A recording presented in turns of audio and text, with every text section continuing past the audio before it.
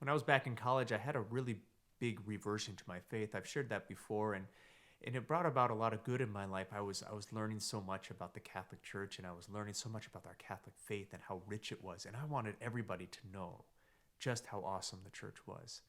And what it also did for me is that in some ways it made me more judgmental toward others who were not of the same faith or who were not of any faith at all, who didn't believe in God or of a different religious tradition. So when I'd see something on social media that maybe was against Christianity or was for something else, I'd get really judgmental. Or when I'd see people preaching or doing something that just looks like a really way too out there, it wasn't Catholic, I didn't like it. And I would talk about it a lot. I'd be like, oh, these people, they don't know what they're doing. Because I thought I was right all the time. I had to be right. And I judged people very harshly in my mind, and usually I would talk about them behind their backs too. And it became a real occasion of sin for me. Um, and it doesn't matter whatever the truth was in those instances. It wasn't a time for me to ever be judgmental, even in my thoughts. I think that we can get caught up in that place where we tend to be judgmental and we think it's okay, but it's not. So what Jesus says today about he says to Peter after Peter asks about this parable being for all people, and it's a parable about the master of the house coming back at a time when the servants aren't do not know, and he says, "Blessed is the servant who is ready and prepared upon his master's arrival."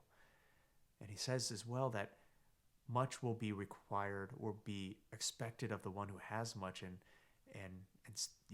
and that's true for us as those who know Jesus. If we know Jesus, then there's a great responsibility in that to be ones who follow Jesus in every way and to continue to follow him and learn from him and grow in our faith each day. And that means growing in the way that we act as well. St. Paul says today in the first reading that we are to be now, we're not under the law, but now we're under grace, that we've been saved through grace, so we're not slaves to the law. But he says that's not an occasion for us then to fall into sin. He says, so what then? Shall we sin because we are not under the law but under grace? He says, of course not. I like how blunt he can be. Do you not know that if you present yourselves to someone as obedient slaves, you are slaves of the one you obey, either of sin, which leads to death, or of obedience, which leads to righteousness? So he says, freed from sin, you have become slaves of righteousness. That should be our attitude going about all day, our day, every day. What is the loving thing I can do here? What's the loving way to respond to this?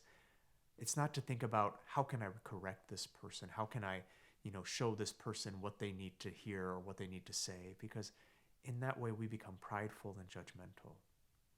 It doesn't mean that we don't speak truth, but what it does mean is that we don't get to argue or be judgmental with people just for the sake of being right.